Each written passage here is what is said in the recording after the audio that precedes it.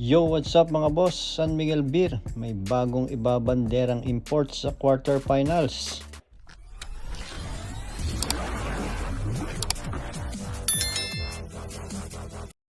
May bagong ibabandera ang San Miguel Beer sa quarterfinals.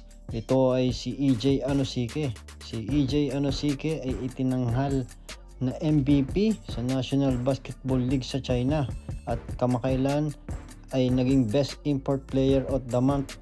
Si Anosike ay kasama sa Hefei Kwangpeng mula noong Hunyo pagkatapos ng isang kahangang stint sa Liga Basket sa Belgium. Siya ay kasalukuyang tumatayo bilang nangungunang scorer sa China NBL na may average na 31 points, 10 rebounds per game. Ang China NBL MVP Award ay ang pinakabagong karagdagan sa isang kahangang player na parangal para kay Anosike ngayong taon.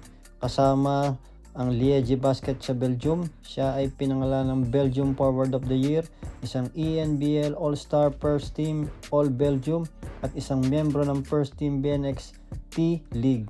Pinunahan din niya sa Liège ang isang bronze medal sa ENBL Final Four at sa Belgian League Final Four. Tinanghal din si Anosike na All Nigeria International Player of the Year. Ito, panoodin natin ang kanyang malupitang highlights mga boss.